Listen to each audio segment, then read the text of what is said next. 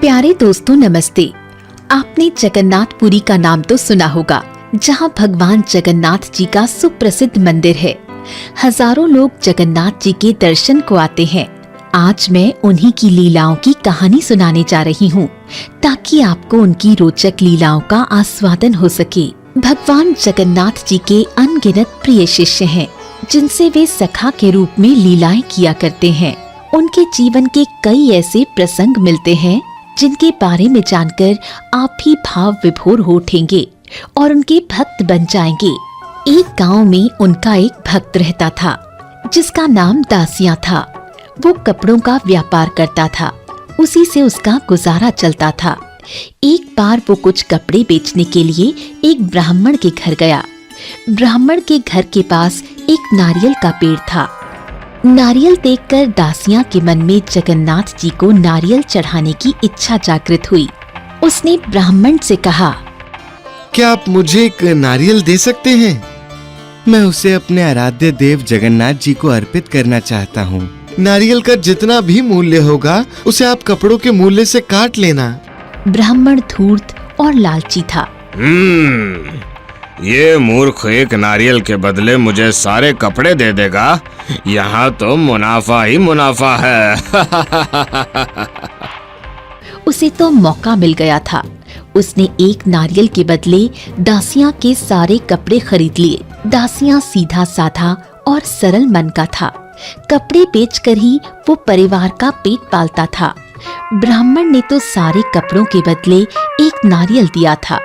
आज उसके पास अन्न खरीदने के पैसे भी नहीं बचे। उसके पूरे परिवार को भूखा सोना पड़ेगा। पूरे दिन की मेहनत के बाद सिर्फ एक नारियल लेकर भी दासिया दुखी नहीं था, बल्कि वो आनंदित होकर अपने घर आ गया। उस दिन उसके गांव से एक ब्राह्मण जगन्नाथपुरी भगवान के दर्शन को जा रहा था।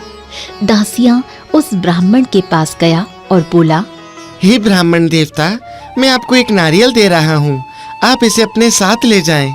जगन्नाथ जी का भोग लगाने के बाद मेरे नारियल भी उन्हें अर्पित कर दीजिएगा। पर इसके लिए मेरी आपसे एक प्रार्थना है। आप नारियल अपने हाथ पर रखकर गरुड़ स्तंभ के पास खड़े होकर भगवान से विनती कीजिएगा कि ये नारियल आपके भक्त दासिया ने आपके लिए भेजा है। यदि भगवान अपना हाथ बढ़ाकर इस नारियल को स्वीकार करते हैं तो आप उन्हें नारियल दे देना, वरना इसे अपने साथ वापस ले आना। ब्राह्मण को ये बात बड़ी अजीब लगी।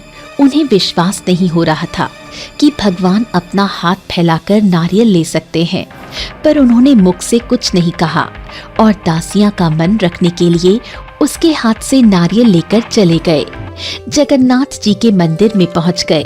उन्होंने पूजा सेवा की तथा जगन्नाथ जी को भोग लगाया। तत्पश्चात उन्हें दासिया का नारियल याद आया।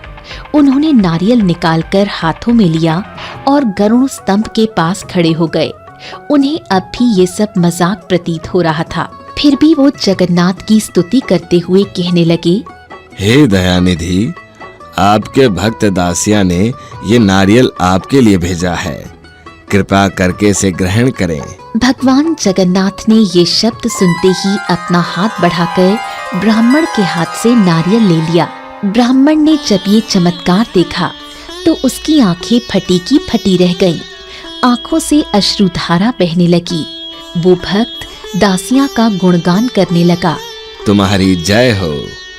भगवान जगन्नाथ तुमसे अत्यधिक प्रसन्न है। उन्होंने तुम्हारी भेंट स्वीकार कर ली है। तुम धन्य हो। तुमको जन्म देने वाले माता पिता धन्य है।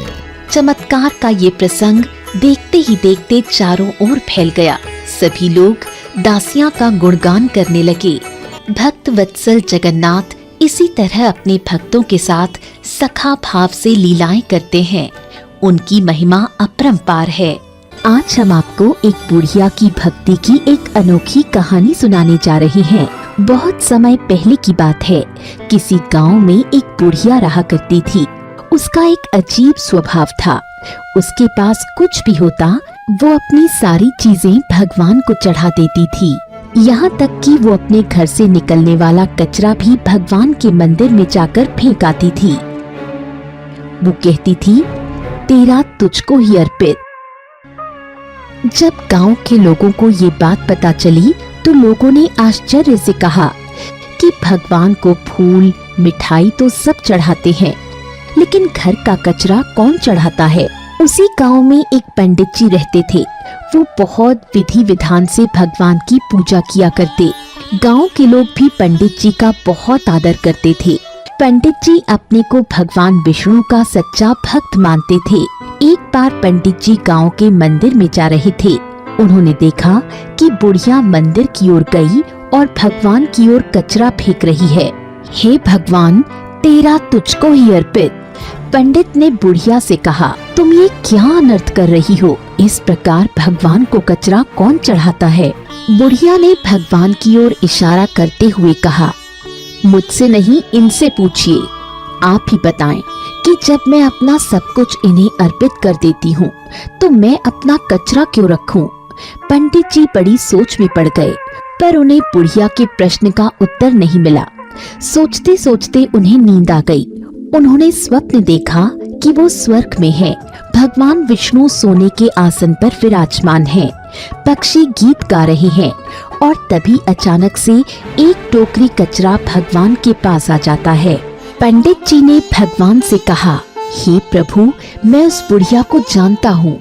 ये हर रोज आपके मंदिर में कचरा चढ़ाती है। मैंने इसे कल भी कचरा चढ़ाते हुए देखा। उसे मना भी किया और उससे इसका कारण भी पूछा, लेकिन बुढ़िया ने एक ही बात कही, तेरा तुझको अर्पित। पंडित जी लगभग 1 घंटे तक स्वर्ग में रहे। वो कई ऐसे लोगों को भी जानते थे जो हर दिन भगवान को फल फूल मिठाई और पकवान चढ़ाते हैं, लेकिन पंडित जी ने देखा कि उनकी चढ़ाई हुई कोई भी चीज भगवान के पास नहीं आई। तब पंडित जी ने भगवान से पूछा कि प्रभु, आपको बहुत से लोग फूल और मिठाई चढ़ाते हैं, लेकिन यहाँ तो कोई फूल और मिठाई नहीं है। भगवान विष्णु ने पंडित जी से कहा, जो लोग मुझे अपना आधा या कुछ हिस्सा चढ़ाते हैं, उनकी कोई भी चीज मेरे पास तक नहीं आती। इस बुढ़िया ने मुझे अपना सब कुछ समर्पित कर दिया है। वो अपनी सारी चीजें मुझे चढ़ा देती है। जो मुझे अपना सब कुछ समर्पित करता है, उसका चढ़ावा ही मेरे पास आता है। अचानक से पंडित जी का स्वप्न टूट गया। आज उन्हें समझ आ गया कि वो आज तक सिर्फ भक्ति करने का ढोंग ही कर रहे थे, पर सही अर्थ में बुढ़िया ही भगवान की असली भक्त है। दोस्तों, आपको आज की कहानी कैसी लगी कमेंट करके अवश्य बताएं और ऐसी और कहानियां सुनने के लिए हमें YouTube, Facebook और Instagram में फॉलो करें। धन्यवाद।